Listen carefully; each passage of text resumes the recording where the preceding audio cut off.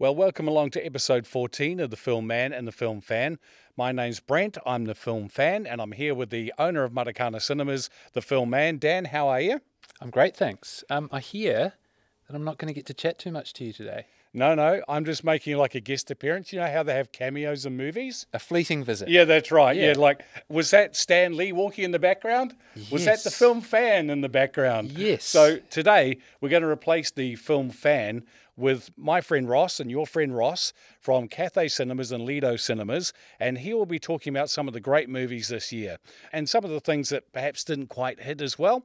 So through the magic of movies, editing and everything, I'm going to snap my fingers and all of a sudden I'm going to be a film man. Introducing Film Man Adieu. Ross Churchouse. Hello. Hello, how are you? I'm amazing. Fantastic. So quick intro for Ross. He is the owner of Cathay Cinemas and also newly minted owner of the Lido in Hamilton. Ross has a lot of industry experience, and instead of the Film Man and the Film Fan this time around, it's the film people. Men. Men's. Mermen's. Yes. The film Men's. Yeah. It's off to a good start. Yes. So, Ross, do you want to just give us a really quick overview of your industry background? Yeah, okay. Look, I started in the cinema industry in 2000 at Hoyt's Whangapara. Shout out to Hoyt's Whangapara. Freya, I know you're watching. Look, I've been in the industry, 23 odd years in and out of the industry. I did exhibition for a while, then I moved to Christchurch with what was Barclay Cinemas at the time as under a JV, where we opened Reading Cinemas The Palms. I was down there for a few years. Came back up to Auckland, out of the industry, in and out of the industry a little bit, and then ended up 7 years at Hoyt's as the corporate sales manager for Hoyt's, looking after vouchers and gift cards and event management and all that sort of thing. Yeah, and that's when I first met you at that time. Yeah, correct. Yeah, and as I said, you now have Cathay Cinemas. How long have you had that as in your portfolio? In the portfolio, Yeah. the giant portfolio. Look, we bought Cathay Cinemas a year ago, just over a year ago now, and we just celebrated our first anniversary in December, which was fantastic. And then about 6 months ago, I got approached by a friend of mine, Shane, who owns Tivoli in Cambridge, and he said, hey, look, got this opportunity, would you be interested in partnering with me for buying the Lido in Hamilton? So myself and Shane and another friend Gordon have gone thirds in the business effectively, and we picked that up in September 14. So that's just been 3 months. Yeah, so you're a busy man now. Definitely. Yeah. I guess we need to give a shout out to a couple of stalwarts of the industry who you've purchased those cinemas from. Absolutely. Ingrid and Mark up at Cathay. They'd run that spot for a long time. Yep, they'd been there 13 years. They started with the first Avatar film, and they ended just as the last Avatar film came out, and they handed it over to me, which is very good. Perfect. Great timing. And, of course, Richard Dalton, who owns Lido in Auckland and owned Lido in Hamilton, and he's just handed that over to us and said, good luck, boys. Yeah. which is fantastic. Yeah, well, shout out to those guys. Shout out to Richard as well. Yeah, definitely. So one thing at this time of year that is one of my favourite things to talk about is the best ofs. The year in review. I love to think about movies, television, music, your favourite month of the year. Mine's always April for some reason. Yeah. I think the year in review is one of those stalwart things you have to do. You have to actually sit back and go, how's the year gone? What went well? What didn't go well? And what's that going to mean for 2024, 2025? What's that going to mean in the future? And what are the trends that people are looking at, and what are audiences enjoying? I know you study hard. You're a little bit like me. I don't just run a cinema and just hope that people turn up. We data crunch where we can. Definitely. As you said, what are the trends? What are the films that might work? What are the films we think are going to work that then don't work? What are the surprises? I always love the surprise films, the ones that you just have to keep showing. Those ones are really great. And so, when we think about what's happened in 2023, if I'm looking at it from an industry perspective, not so much the movies themselves, it's still quite tumultuous, there is still a bit of a hangover from COVID. We're about to hit 2024. March 24th, 2020 is when New Zealand went into its first lockdown. It seems like an age ago, it seems like a completely different chapter of our lives. Yeah, I was a lot younger then. Yeah, I've definitely got a little bit of grey up the side here now and a few little tinkles. Those have all happened. I shaved so I wouldn't show you how grey I am. I'm proud of my grey hair. I don't mind it. I really don't mind. it might become a time where I do hit a midlife crisis and start dyeing my beard, but that has not happened yet. Oh, I passed that about 5 years ago, so good times. Yeah, so it's quite interesting, isn't it, Ross, that you and I are still seeing incredible highs and incredible lows. It used to be, I found that, yes, the business has always been seasonal. You'd always get a peak and a trough through the year, and you get several of those. You know, it was like a swell, you know, in the ocean. It was going like this. But I feel like, to me, that the highs and the troughs are much more defined, like they're bigger now.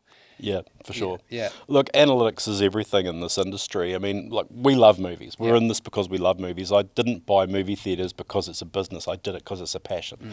And for me, it has just been one of those interesting things where, and I've done this so long and I've analysed numbers for so long, you're 100% right, that the peaks are really obvious. I can tell you when I'm going to sell a lot of gift vouchers throughout the year. I can tell you when we're going to do busy and when we do quiet.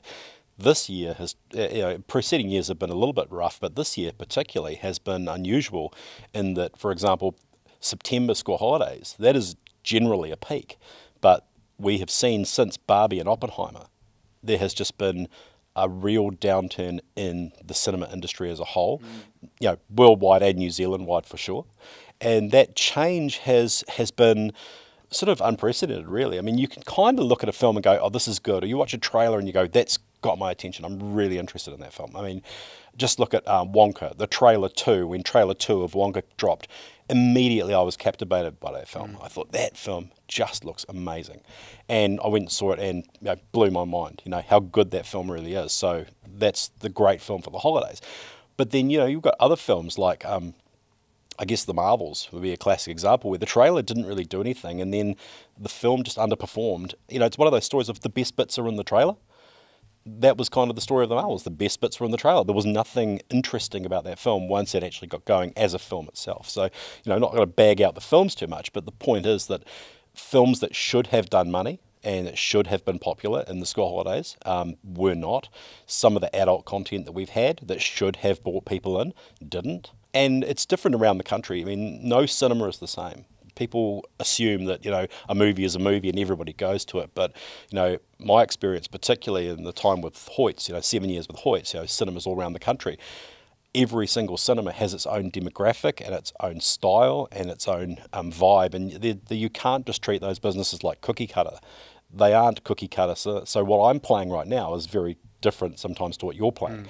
But there are always those common threads, those common movies which we all play, which we, bank on and we create our budgets based on. And from a financial perspective, when a movie doesn't hit, that can be quite difficult for a cinema. And the smaller the cinema, especially like us, we're a small cinema companies, when those people don't come through the door and those bums aren't on the seats, man, it can have a real effect on your cash flow. Absolutely. You mentioned Marvels, and I do think that the whole Marvel franchise and the way that those films have worked traditionally are actually quite an interesting case study for the cinema industry as a whole. So if you think about the Marvel films that released this year, I think Ant-Man was at the start of the year, and we had Guardians of the Galaxy 3. Guardians of the Galaxy 3 was one of the bigger films of this year, but then the other ones just kind of failed to hit. Marvel films traditionally were absolute bank. Like pretty much any Marvel film, you booked it, you knew you were going to play it for 4 to 5 weeks, even in a smaller indie cinema, and you get a lot of screen, bang out of them. It's just not happening anymore. And I do feel like there's a bit of a deflation in the way that the cinemas, the way that the performance of cinemas month on month is happening. And I've particularly noticed this year and last year, we hit the sort of back quarter post-July and the flow-on of July. So you're talking August and maybe a smidgen of September. And you're finding that it's just really tough work, Yeah, people absolutely. are not thinking about going to the cinema as they used to. There's a bigger conversation there around what I think it is, maybe for another time. But look, I think at the risk of going too deep into what hasn't been working, I think it might be a great time to kick off a conversation about what we feel like has been the best of 2023. Yep, absolutely. Look, I think that 2023 has been one of those years of swings and roundabouts. People have said to me, who would have thought that Barbie would have made $14 million, $15 million? Yeah, me. Yeah. I would have thought that. Not that much, but I did think it would be one of the bigger films of the year. Yeah, because I mean, when we look at film, we're not just looking at the film as like, oh, look what's on the screen. It's like, who does that appeal to? And somebody said to me, oh, how big do you think Barbie's going to be? And I said, well, it appeals to 50% of the population right off the bat. Yep. So therefore, women are from, it's got 7 decades of IP behind it. There are women from 70 to 7 who have all played with the Barbie doll. Therefore, it's got a wide, broad appeal. That's a movie that's going to make money. How it just morphed into that beautiful marketing of Barbenheimer and, juxtaposed itself against Oppenheimer, which was a bit of marketing genius on behalf of the studio that put both those films out. That is an example of something we can bank on and we can rely on that movie's going to do well. But then there's some interesting change to how these movies come out, and we're definitely seeing a change in demographic. We're seeing a change in spend, discretionary spend, and what are the other key films that have come out this year? There's a list of them. We've got a big list. Yeah, we do. We've got a massive list. Look, just on Barbie, I think one of the real key winners for that film, an absolute masterstroke, was actually bringing in Greta Gerwig and Noah Baumbach as the director and writing pair for that film. I feel like using traditionally indie directors and screenwriters to make a big budget film like that was a very, very clever move. Because I feel like that Barbie film could have just been, in New Zealand, the $6 or $7 million film I thought it would be, based purely on the IP. Yeah. And just bringing in the audience. But having those guys make the film gave it a definite edge, and it created talk, positive or negative, especially if you're looking at what the talk was like in the US when you're talking about left and right politics. But the reason that happened is if you'd had a pretty sort of down-the-line studio director make that film, I feel like the film would have been pretty down the line. But what Greta Gerwig did was she threw in some really interesting social commentary, which really got people talking. So people went and saw the film because they wanted to hear and see what all the fuss was about. They either liked it or they didn't, and they either really hated it or they really liked it. Yeah. But because it got people into the cinema and got people talking, it created this whole bubble, this whole sort of bubble economy around a movie. And it comes simply down to word of mouth and how strong word of mouth is in our industry. You look at a movie like Next Goal Wins, I think people have come to see the previews and they found that it's sort of like, I feel like that's not quite the best movie Taika's done. It's a bit sort of light, and talk counts, And Definitely. I think that really generated repeat business for Barbie. It really generated a huge buzz around it. Then people went to see it and they went, man, that film's really good. So it had repeat business. Yep. It was 4-quadrant. Guys loved it. Women, of course, loved it. And it just absolutely went bananas. I mean, Yep. It did twice the business most people thought it would do just in New Zealand. And it takes on a life of its own on the meme culture side of things as well. I mean, the amount of videos you see of men dancing, manly men who are dancing around to the, I Am Ken song, that kind of buzz around that film that drove that, like I say, the word of mouth, the repeat business, people talking about it as a cultural phenomenon was 100% what helped that film go beyond the normal lifespan of any normal film. I mean, in New Zealand, we get excited when a film breaks $2, $3, $4 million.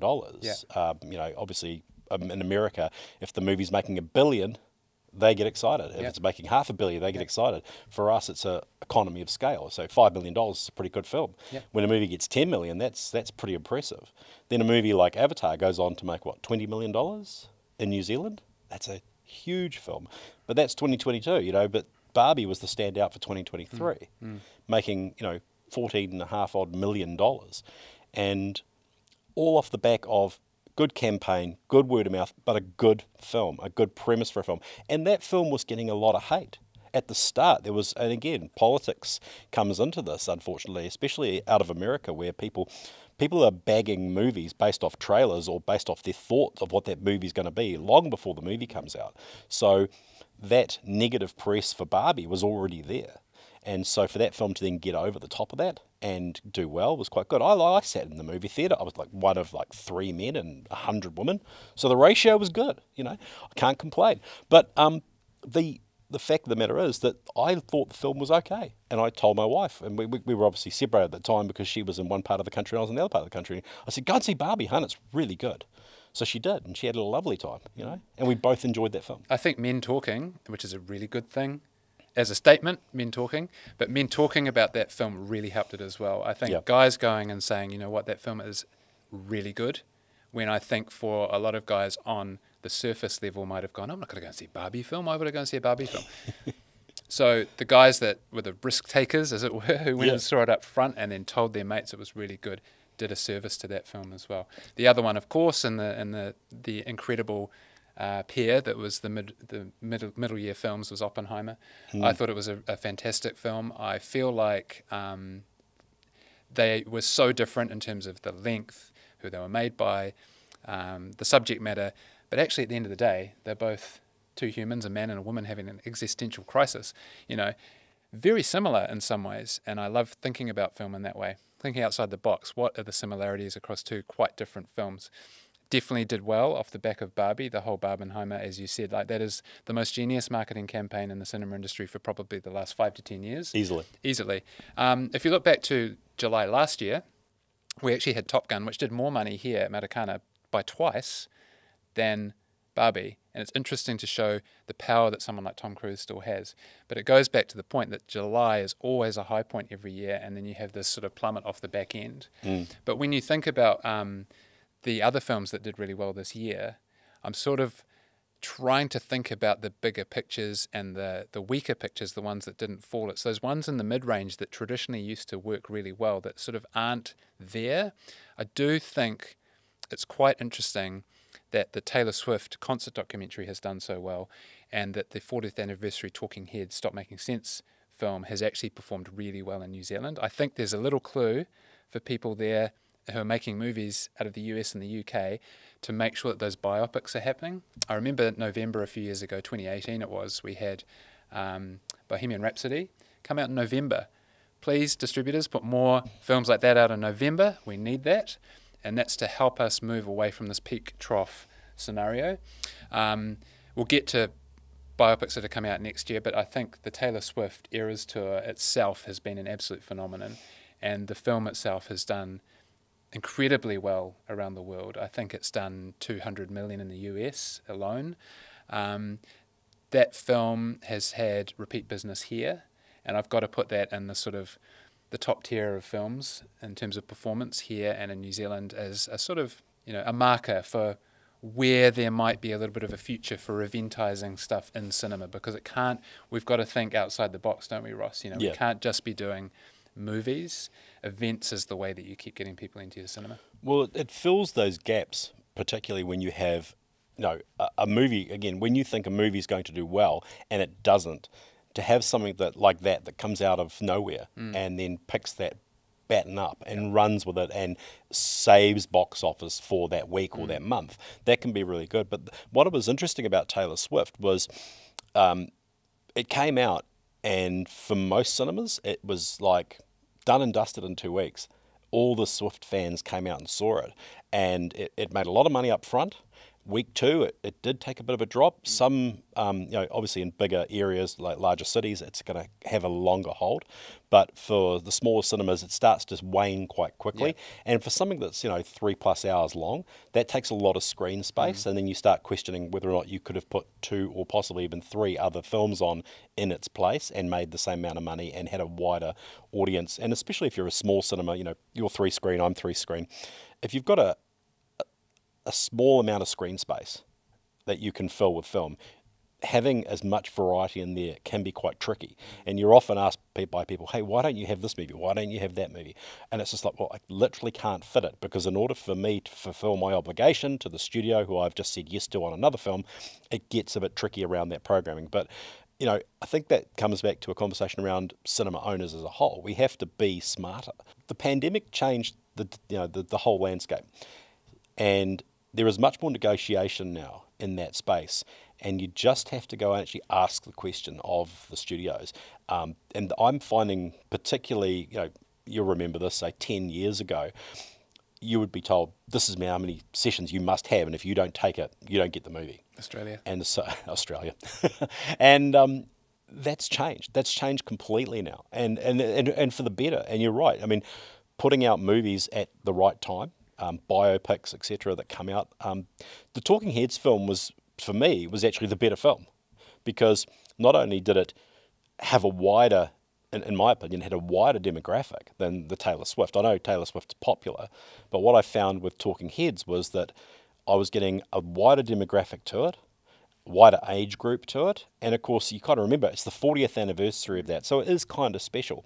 So my staff, who are all, teenagers, early 20s, they were kind of confused when all these 80-year-olds were walking in to watch Talking Heads, and 70-year-olds and 60-year-olds. And I was like, you bear in mind, they were the 15, 20, 30-somethings when that album came out.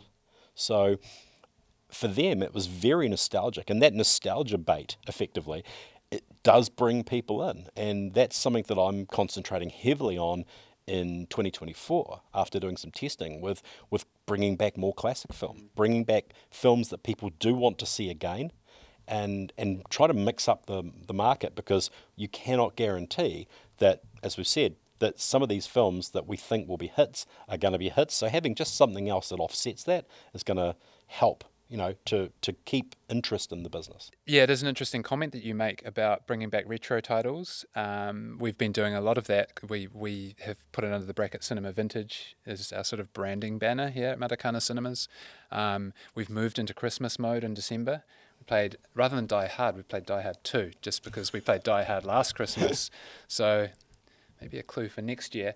But the idea of giving people the option to see other stuff, especially when you can bring back older films who people may not have seen on the big screen. They may have watched it on DVD, or they may have streamed it. But we love the cinema experience, don't we? So Absolutely. Yeah. I like the idea of people getting the opportunity to see maybe one of their favourite older films on the big screen that they've never had the chance to see before.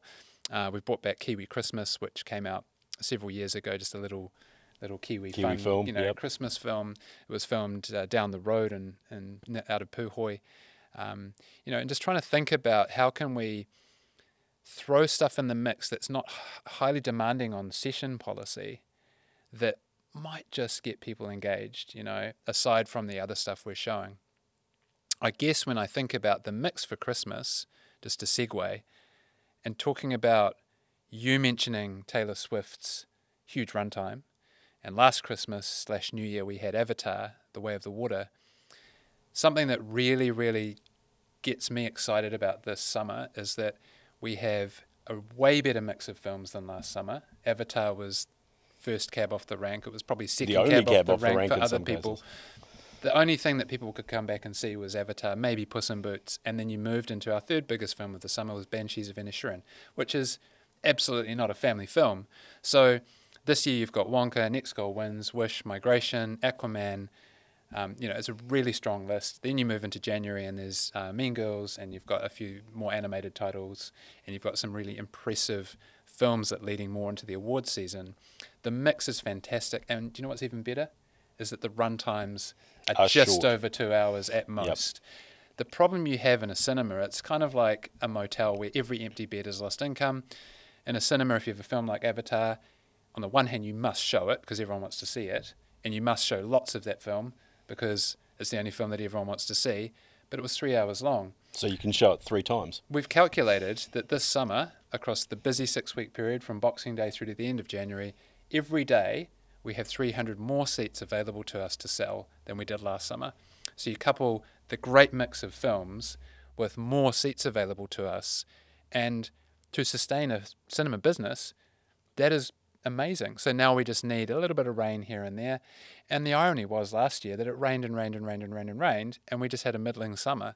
It just goes to show that a great mix of films, distributors not being scared to drop strong titles in against the big behemoth films still really works. And I do think back to when Sony took a risk and they dropped in Jumanji up against Star Wars, and what do you know? It was one of the biggest films of the summer. Yeah. Because the one time of year when people are actually time rich and they want to spend time at the cinema, and we absolutely literally, to bust out the old cliche, make hay when the sun shines, because January, and a really strong January, sets us up, particularly as independent cinemas, for a good year. Otherwise, you get the snowball effect where your finances are a bit down and you're constantly trying to make it up through the year. Those big tax bills come in, the wage cost, it really does make it difficult, especially off the back of the COVID years.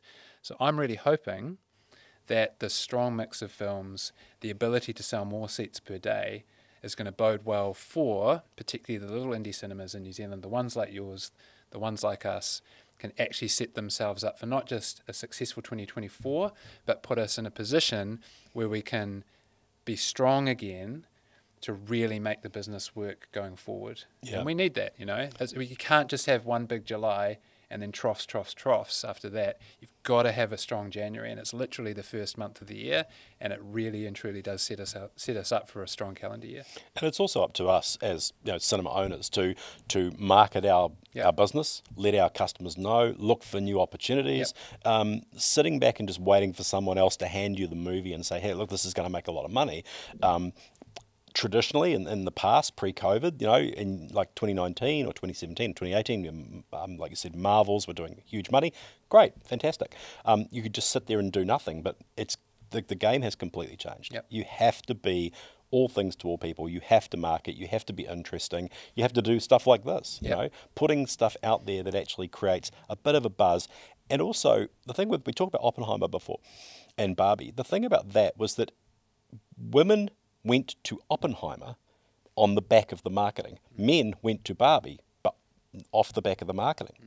Maybe Margot Robbie, not going to lie, but probably more so just because people are starting to open themselves up. And, we've got interesting films coming up. Obviously, we talked earlier about Godzilla before we came on here. Minus one, yeah. So it's interesting film that people haven't seen before, because one of the big problems is when you get a big studio film, and the studios date these films years in advance. They go, look, this is massive tentpole film and it's coming out on that Thursday.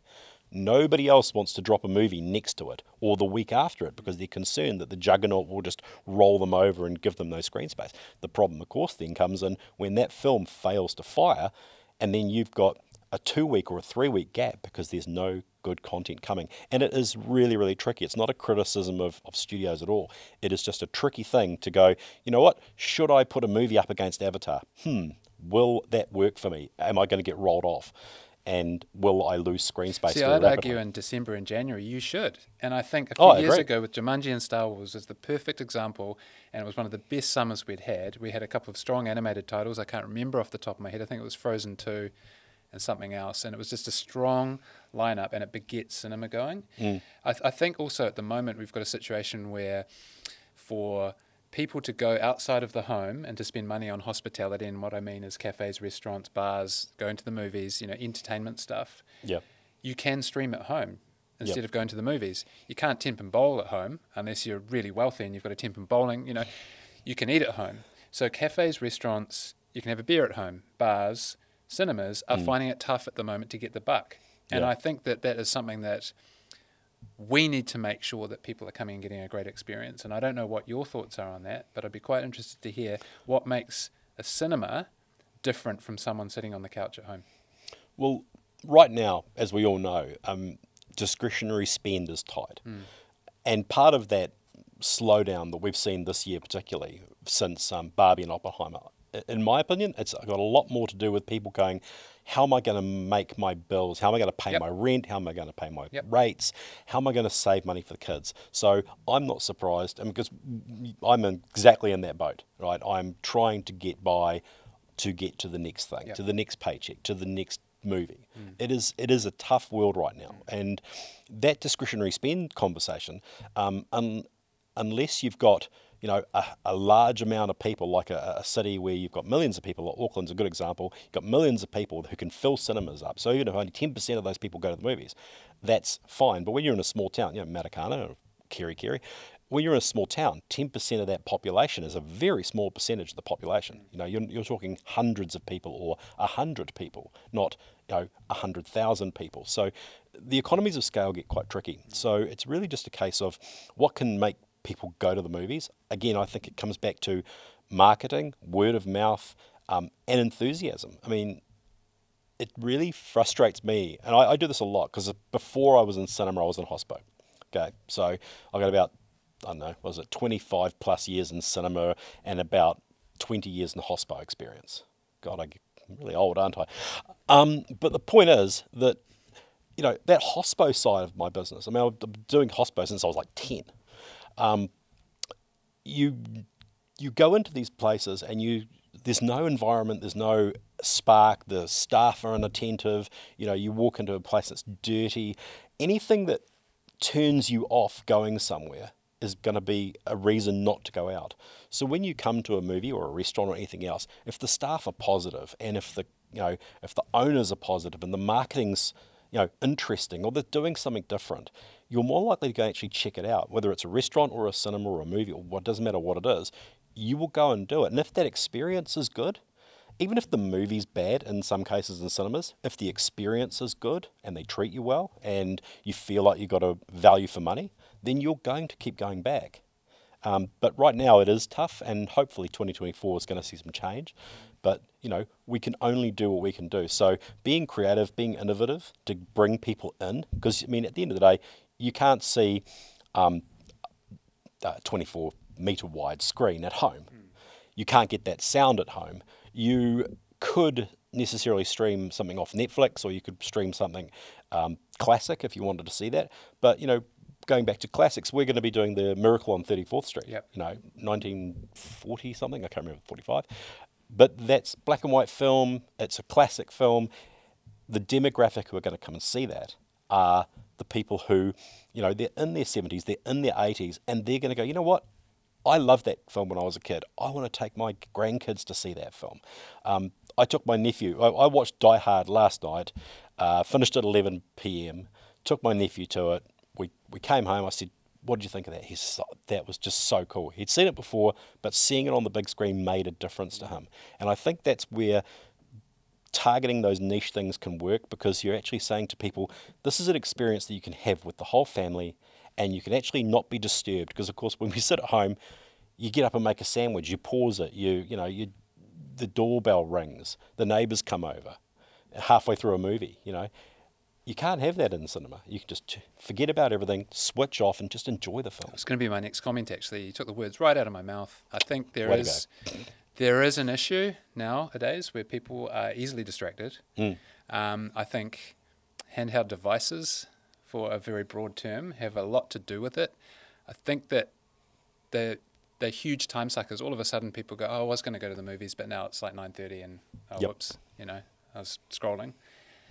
The idea of going to the cinema is a bit retro in that you turn your phone off, you put it away. Hopefully you do that because you don't want to distract anyone else, let alone yourself. Turn your phone off, people.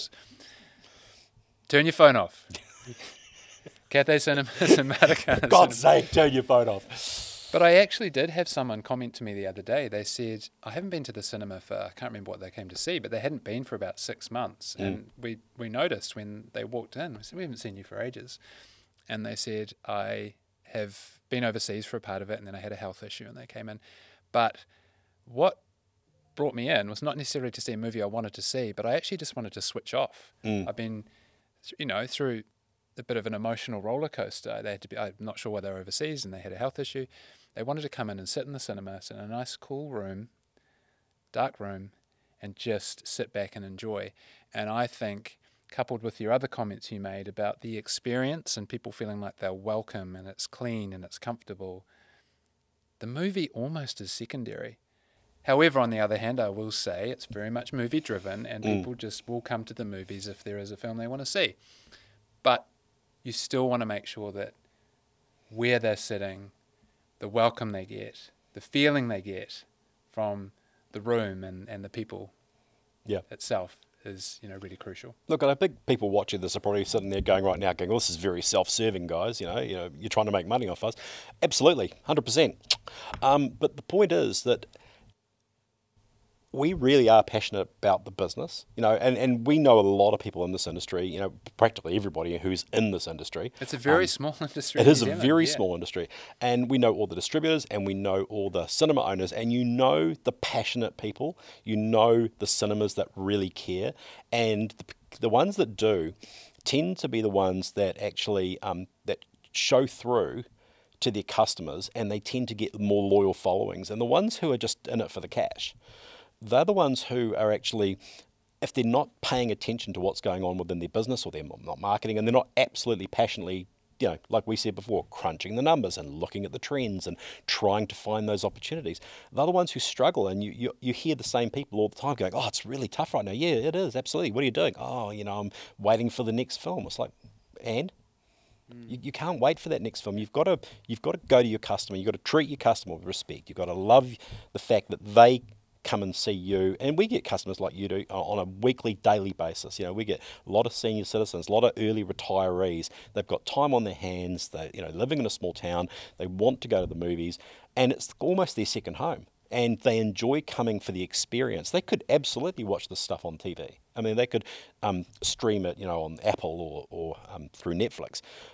But it's the experience that they get as part of knowing that person's passionate. And we ask our customers all the time, and I know you do too, what would you like to see? What could we get in for you? What could be of interest to you? And with our classics that next year, we went out and did a thing on Facebook to both Lido and to Cathay, and we said, hey, look, tell us what you want to see. And we probably got more responses to that Facebook post than we had received on any other Facebook post last year.